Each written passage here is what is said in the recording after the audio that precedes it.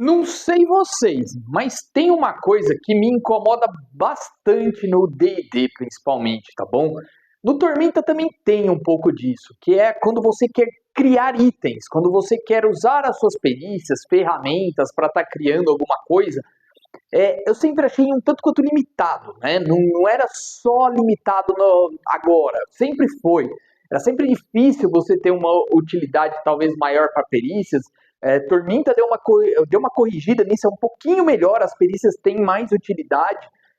No D&D sempre deixa um pouco a desejar, tirando as perícias chaves, como percepção, investigação, que você usa toda hora, essas coisas, as outras ficam meio perdidas, e principalmente quando você fala de ferramentas.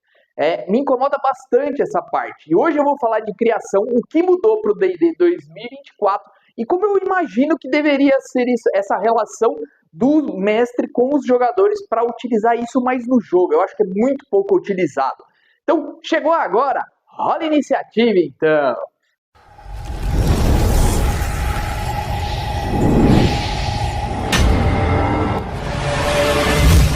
Quando a gente tem lá a proficiência em ferramentas, sempre fica meio que largado de lado ali, é lembrado num momento ou outro, no que precisa um pouquinho mais, talvez um pouquinho pro roleplay do personagem. Não sei se isso é só na minha mesa, se for só na minha mesa, já comenta aí, fala, não, a minha mesa é bastante utilizada, mas na minha fica um tanto quanto de lado isso daí. E mesmo quando a gente tenta usar, parece que o mestre não consegue desenvolver por estar pouco acostumado com isso e ter poucas informações, né? O guia de Xanatar até chegou a melhorar um pouco isso, mas ainda assim eu senti falta e parece que as mudanças para 2024 vai trazer aí uma melhora nisso tudo.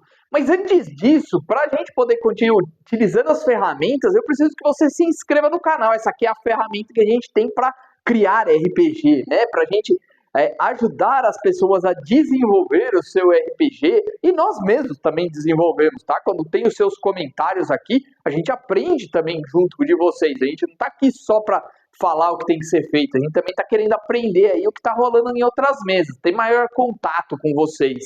Então, para isso, eu preciso que você esteja inscrito no canal, acione o sininho, faça parte aqui da horda de mortos-vivos e, se puder, dá uma força pra gente sendo membro. Você recebe uns ícones extras, tem uma série de vantagens que você consegue ter. Até a hora que a gente começar a usar ao vivo, vai ter chat especial e os vídeos antecipados que você tem acesso. Então dá uma força aqui pra gente manter o canal no ar, sendo membro aí e ainda tendo uma série de vantagens, tá bom?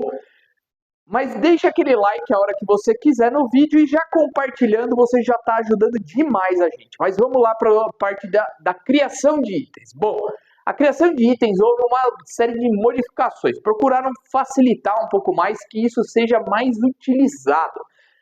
Então eles trouxeram aí algumas dicas e também eles estão trazendo uma lista do que cada kit de ferramenta pode utilizar. Que é uma coisa que a gente não tinha ali. A gente tinha até... Agora no guia de Xanatar até tinha saído, por exemplo, que perícias você podia usar junto, dando dicas. Então, quando você tem a proficiência em ferramenta aí, na perícia você rola com vantagem, por exemplo, porque ficava sempre a dúvida, como que eu testo essa proficiência em ferramenta? E como é que funciona realmente isso para quem não sabe? Você precisa pegar o seu bônus de proficiência, então mais 2, mais 3, mais 5, conforme o seu nível, e somar ao bônus da habilidade que tem que usar naquele momento. Então, por exemplo, às vezes você pode estar usando um kit de ladrão para abrir uma porta, mas você não está abrindo a fechadura, você está forçando ela. Então o mestre pode pedir força de repente, e aí você vai usar o seu bônus de força mais o seu bônus de proficiência, porque você está usando uma ferramenta. Mas, por exemplo, se ele está tentando alguma outra coisa que possui a perícia, de repente o ladino poderia falar, mas meu bônus de perícia é mais alto, por que eu não uso ele? Então, na verdade, o que o mestre poderia fazer? Pedir para rolar um teste de perícia com vantagem por estar usando as ferramentas. Além de proporcionar aquela ideia de que você consegue agir. Então, por exemplo, eu estava vendo algumas coisas, por exemplo, o mestre cervejeiro, kit de cervejeiro. Pô, só fazer cerveja, serve? Não, ele consegue identificar venenos, ele consegue filtrar água. Então imagina uma campanha onde você tem problema de falta de água, você está no deserto, por exemplo, e precisa limpar uma água que não está própria para beber. Ou você está no oceano e precisa filtrar água, você tem isso dentro do seu kit de ferramentas de cervejeiro. Quem aí sabia disso? Quem sabia, põe aí nos comentários ou achou que era só para bebedeira dos anões, né? Tomar aquela cerveja gelada. Não! Então você também tem proficiência em tratar, por exemplo, de venenos líquidos, porque você está acostumado a destilar e descobrir os componentes que tem. Então existe um funcionamento melhor e eles procuraram melhorar isso. A partir de agora você gasta menos tempo, menos dinheiro para fazer. Por exemplo, uma armadura de placas completa levava 300 dias para ser feita. Então você fazia isso que no tempo que o mestre pulava, né? E a gente está falando 300 dias. Se pegar o calendário normal nosso, é quase um ano para se fazer uma armadura. Acredito que seja muito difícil fazer uma armadura, nunca fiz, não sou um cara proficiente com habilidades manuais para dizer quanto tempo levaria para fazer algo assim. Então, se você é um cara que, sei lá, faz faca, diz aí quanto tempo leva para fazer uma, por exemplo. Então, assim, eles diminuíram, caiu para 150, se você tiver um auxílio de alguém, cai para 75, você rola com vantagem. E os custos também diminuíram, então agora tem menos, um custo um pouco mais baixo, mais fácil de se fazer, menos tempo por peça de ouro que se gasta. Então eles procuraram o quê? Trazer uma série de vantagens. E como você pode utilizar essas habilidades, essas ferramentas? Acho que agora vem a parte mais importante que talvez você tenha vindo no vídeo. Como que eu posso usar isso para aventuras? Porque as aventuras sempre começam na taverna. Aí você tem aquele momento que os jogadores precisam comprar um equipamento, se você exige algo assim, você poderia fazer diferente. De repente, se você incentivar os jogadores, ou mesmo conversar com eles antes, de repente uma aventura poderia começar num comércio local, onde ele vai comprar, ele é calígrafo, cuida de mapas, mapeia os lugares, vai vender um mapa da última aventura para alguém, para caso eles queiram daquela região.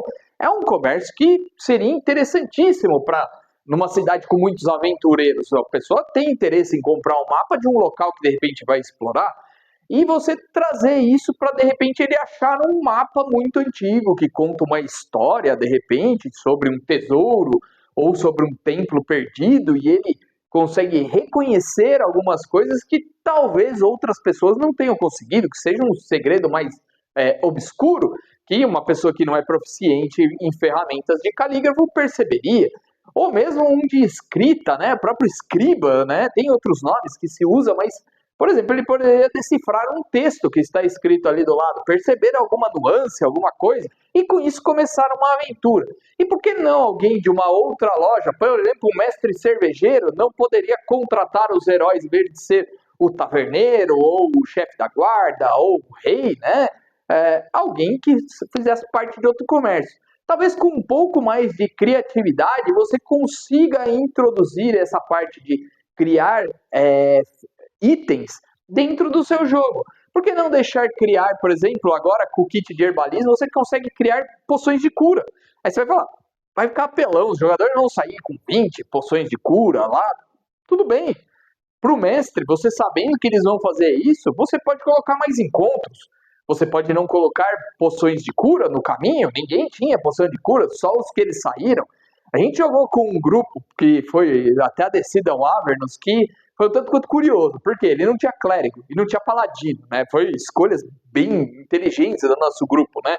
Para montar para descer para aquele lugar, sabendo que a aventura era aquela. Mas tudo bem, faz parte.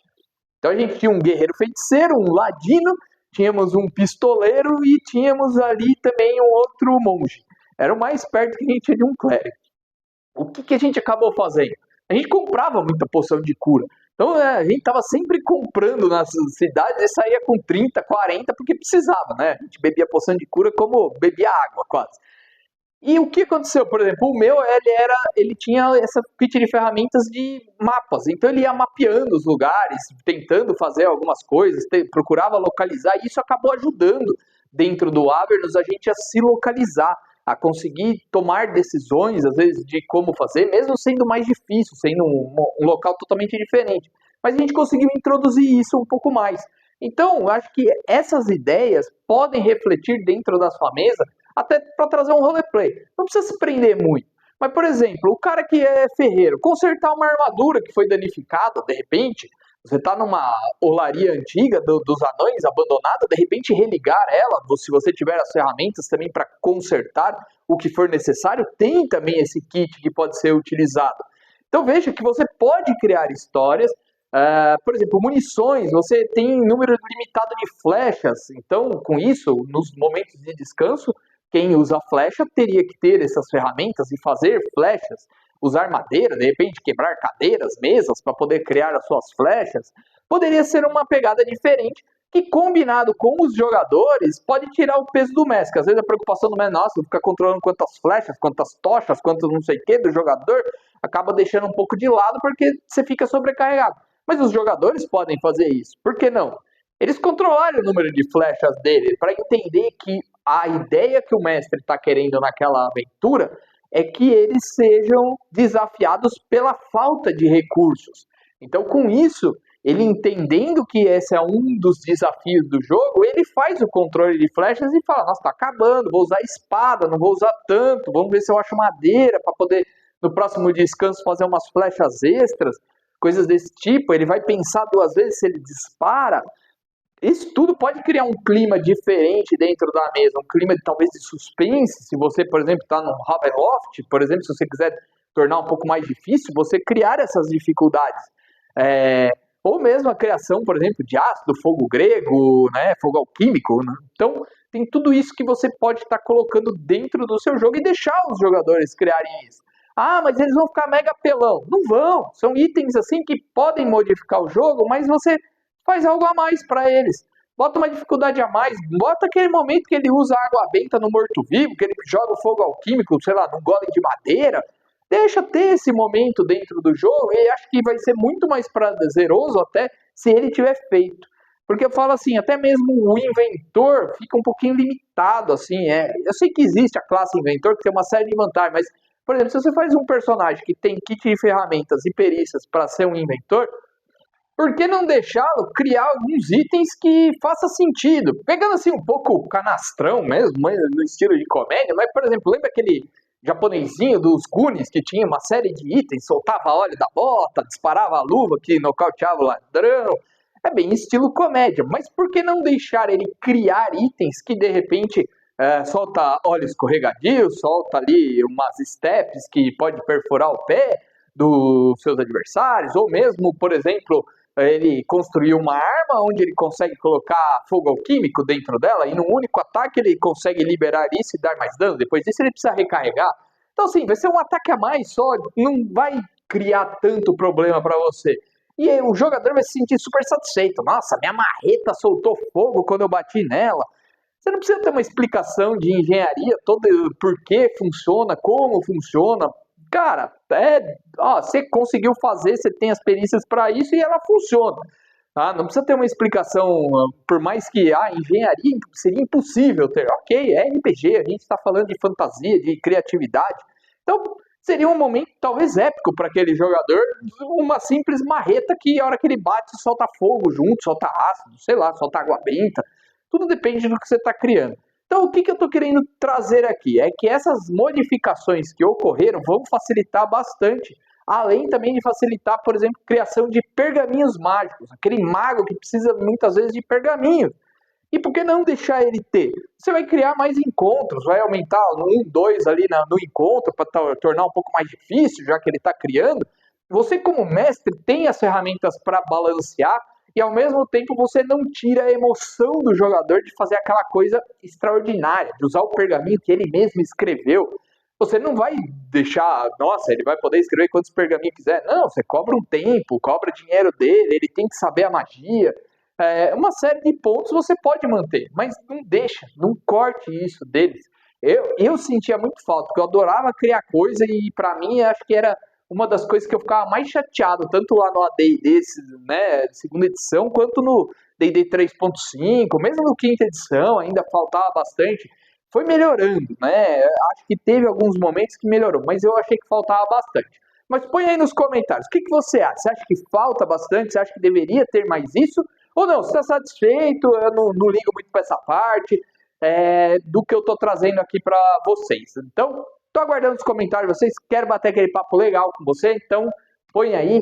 E se você ficou até agora no vídeo e ainda não é inscrito, meu amigo, se inscreve, vem fazer parte da Horda de Mortos-Vivos. A gente tá esperando você, vem aqui, fica junto com nós. Aciona o sininho para receber a notificação quando sair vídeo novo. Bom, e se puder dar uma força, seja membro do canal, você não sabe quanto isso ajuda a gente a manter isso aqui no ar, tá bom? Porque é bem difícil a gente manter isso, porque tem uma série de investimentos que a gente precisa fazer, tanto de tempo quanto às vezes de equipamento, beleza? A gente tá sempre procurando melhorar. Espero que tenham gostado, até a próxima e que rolem os dados!